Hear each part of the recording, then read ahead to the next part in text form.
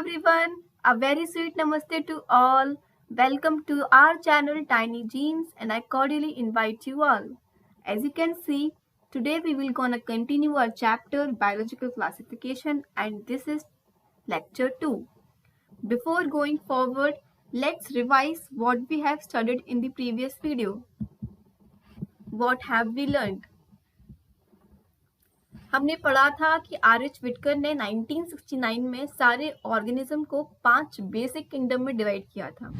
The first kingdom was kingdom Monera. Kingdom Monera में सारे prokaryotic organism आए थे. Then kingdom Protista. Kingdom Protista के अंदर यूकैरियोटिक ऑर्गेनिज्म थे लेकिन वो सारे सिंगल सेल थे.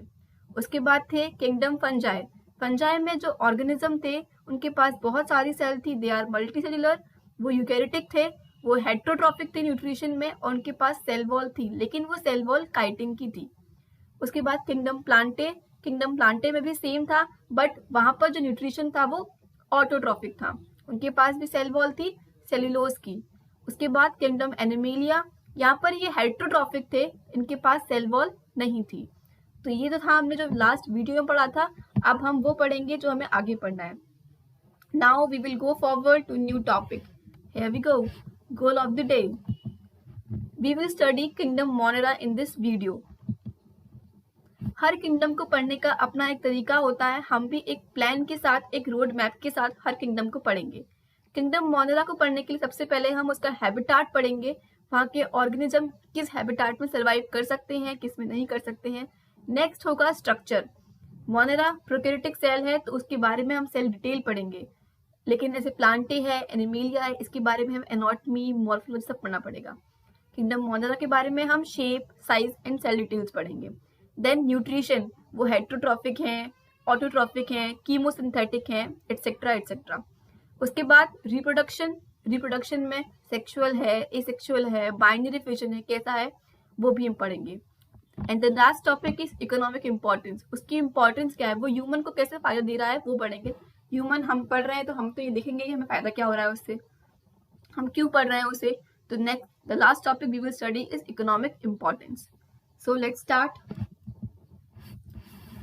This is general intro of kingdom Monera. Kingdom Monera का जनरल इंट्रो हम यहाँ पढ़ेंगे. Bacteria are sole members of this kingdom. Bacteria जो है वो इस किंगडम के एकमात्र मेंबर हैं. Bacteria are most abundant micro organism. सबसे ज्यादा पाए जाने वाले ऑर्गेनिज्म बैक्टीरिया हैं. They are simple in structure but complex in behaviour. इनका स्ट्रक्चर काफी सिंपल है लेकिन बिहेवियर काफी कॉम्प्लेक्स है. हम आगे देखेंगे कि किसी किसी के पास सेल वॉल नहीं है, किसी के पास ऑक्सीजन के बिना भी सर्वाइव कर पा रहे हैं, etcetera. Bacteria have most extensive metabolic diversity. इसका मतलब है कि उनके पास डिफरेंट टाइप के न्यूट्रिशन होते हैं. जैसे कि कुछ हेट्रोट्रॉफिक भी होते हैं, कुछ कीमोसिंथेटिक हैं, कुछ फोटोसिंथेटिक है, कुछ डिकम्पोजर है, पैरासाइट्स भी हैं. So they have most extensive metabolic diversity. This point is very very important. They are generally smaller but divide very rapidly. इनके सेल बहुत छोटे होते हैं लेकिन बहुत जल्दी जल्दी डिवाइड करते हैं. माइकोप्लाज्मा एक स्पेशल मेंबर है मोनेरा का. ये जो माइकोप्लाज्मा है इसके पास सेल वॉल नहीं होती है और ये इसका सेल सबसे स्मॉलेस्ट सेल है. पूरे यूनिवर्स का सबसे स्मॉलेस्ट सेल माइकोप्लाज्मा है. एंड इंटरेस्टिंगली सबसे इम्पोर्टेंट बात इनकी में क्या है कि ये जो है बिना ऑक्सीजन के सर्वाइव कर पाते हैं. They are smallest living cell known that completely lack cell wall. They can survive without oxygen. They are pathogenic in animals and plants. Animals और plants में pathogen है, disease cause कर सकते हैं. This is mycoplasma. Habitat. Bacteria are cosmopolitan. मतलब bacteria हर जगह पाए जाते हैं. They are present everywhere in our body too. They also live in harsh habitats such as hot spring, desert, snow and deep oceans. Where very other life form can survive. मैंने कहा था they are most abundant organism. हर जगह पाए जाते हैं. हर्ष से हर्ष habitat में bacteria मिल जाएंगे. हॉट स्प्रिंग्स में, गर्म पानी में, डेजर्ट्स में, स्नो में, हर जगह. Many of them are parasite. Bacteria parasite भी होते हैं, हमारी बॉडी में भी होते हैं बैक्टीरिया. नेक्स्ट पढ़ेंगे हम शेप. बैक्टीरिया जो होते हैं वो शेप के अकॉर्डिंग 4 डिफरेंट कैटेगरी में डिवाइड किए गए हैं। पहला है cocci, then spirilla, bacilli and vibrio. Cocci is spherical shape, spirilla spiral shape के होते हैं, bacillus rod shape and vibrio comma shape. Here you can see this is coccus, spherical shape का है, कोकस सिंगल और cocci plural. This is bacillus rod shaped, bacillus single, this is vibrio and this is spirilla. So the next is archaebacteria. Monera में 2 type के bacteria की बात करेंगे हम, आर्केबैक्टीरिया and eubacteria. आर्के मतलब है प्रिमिटिव टाइप ऑफ बैक्टीरिया, जो पुराने बैक्टीरिया हैं उनके बारे में बात करेंगे। They are ancient bacteria, they can live in extreme habitat because they have special different cell wall structure that helps in their survival.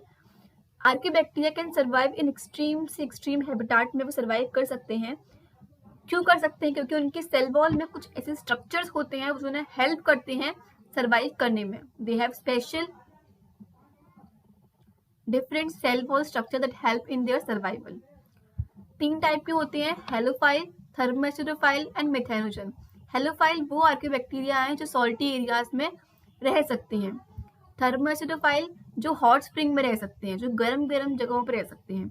Methanogens वो होते हैं जो रूमिनेंट एनिमल्स के अंदर पाए जाते हैं। Lives in marshy areas, present in gut of ruminant animals. जो एनिमल घास चढ़ते हैं उनके गट में, उनके पेट में ये मिथेनोजेंस पाए जाते हैं। And they help in producing गोबर गैस। आपने सुना होगा गोबर गैस के बारे में। गोबर गैस कुछ नहीं बस मीथेन है। वो गोबर गैस प्रोड्यूस करने में हेल्प करते हैं from the Dang of these animals and responsible for production of methane from dung of these animals.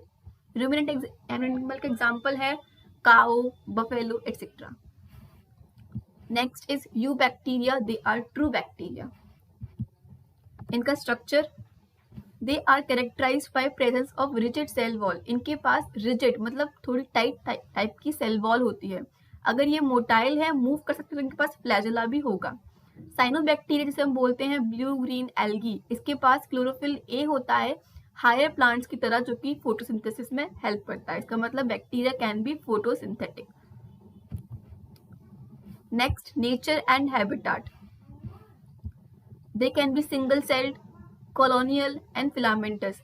Single cell भी हो सकते हैं, कॉलोनी में भी हो सकते हैं, और फिलामेंटस भी हो सकते हैं। फ्रेश वाटर में हो सकते हैं, मराइन में, और टेरेस्ट्रियल मतलब जमीन पे भी रह सकते हैं। अगर कॉलोनीज होंगी तो उनके आसपास एक कवरिंग होती है, जिसे हम बोलते हैं gelatinous sheet. They bloom in polluted water. गंदे पानी में ये ब्लूम करते हैं, फास्ट ग्रो करते हैं। ओके, नेक्स्ट है nutrition. They can B heterotrophic and autotrophic. Heterotrophic मतलब अपना खाना खुद नहीं बनाते हैं, दूसरे पर डिपेंड रहते हैं अपने खाने के लिए। एंड ऑटोट्रॉफिक मतलब ये ऑर्गेनिज्म अपना खाना खुद भी बनाते हैं। Heterotrophic bacteria are most abundant. Bacteria वैसे भी मोस्ट अबेंडेंट ऑर्गेनिज्म है, उसमें भी हेट्रोट्रॉफिक टाइप के जो है वो ज्यादा पाए जाते हैं। Heterotrophic bacteria are most abundant. Autotrophic में 2 टाइप के होंगे, कीमोसिंथेटिक एंड फोटोसिंथेटिक। कीमो मतलब वो जो केमिकल से खाना बनाए वो कीमोसिंथेटिक होता है। They oxidize various inorganic substances like nitrates, nitrites, and ammonia and release ATP. They also help in recycling like nutrients like iron, nitrogen, phosphorus, and sulfur. इनके पास एक specialized cell होती है, जिसे हम बोलते हैं heterocyst, which help in fixing atmospheric nitrogen like Anabina and Nostoc. Anabina and Nostoc के पास एक special cell होती है, जिसे हम बोलते हैं heterocyst, which help in fixing atmospheric nitrogen. These points are very very very important regarding need. Direct question बनता है यहाँ से, so please focus. This is Nostoc. Diagram given है NCERT में, इसलिए मैंने यहाँ पर शो किया है। This is heterocyst. ये सेल के थ्रू ये नाइट्रोजन को फिक्स करते हैं। Reproduction. Now we will study about their reproduction. They produce by fission mainly. ये बाइनरी फिजन से मतलब एक से डिवाइड होकर 2 बन जाना, इससे ही रिप्रोड्यूस करते हैं। अनफेवरेबल कंडीशन में दे प्रोड्यूस स्पोर्स बनाते हैं, but in unfavourable condition. This point is very important. And sexual भी होता है इनमें। सेक्सुअल कैसे होता है? By adopting primitive type of DNA transfer from one bacteria to other. ये देखिए, इस बैक्टीरिया से इस बैक्टीरिया में डीएनए ट्रांसफर हो गया। ये प्रिमिटिव टेक्निक है, primitive type of DNA transfer from one bacteria to other. Next, importance क्या है इस बैक्टीरियाज की, वो देखेंगे। They are important decomposer, decompose करते हैं डेड एंड डिकेइंग मैटर को, तो डिकम्पोजर भी हैं। They help in making curd, curd बनाने में बैक्टीरिया का काफी ज्यादा यूज है। Lactobacillus is a bacteria which help in making curd from milk. Antibiotics बनाने में काफी इस्तेमाल है, बहुत सारे बैक्टीरिया के थ्रू हम एंटीबायोटिक्स बनाते हैं। Fixing nitrogen in legume, anabaena nostoc जो कि नाइट्रोजन फिक्स करते हैं लेग्यूम्स मतलब दालों में। Here the disease which are caused by bacteria, bacteria disease कौन सी करता है? कॉलेरा है, टाइफाइड है, टिटनस है and citrus canker. This disease is very important. This disease is caused by bacteria in plants. नींबू में होती है citrus canker. This is your Monera. यहाँ मोनेरा खत्म हुआ। मैंने एनसीईआरटी की सारे पॉइंट इसमें ऐड किए हैं, लेकिन फिर भी आप एनसीईआरटी पढ़िए। एनसीईआरटी बहुत बहुत बहुत इंपॉर्टेंट है, ग्रंथ है आपके लिए। एनसीईआरटी तो भूलिए कहीं मत। Okay, now as ritual I want to share something with you.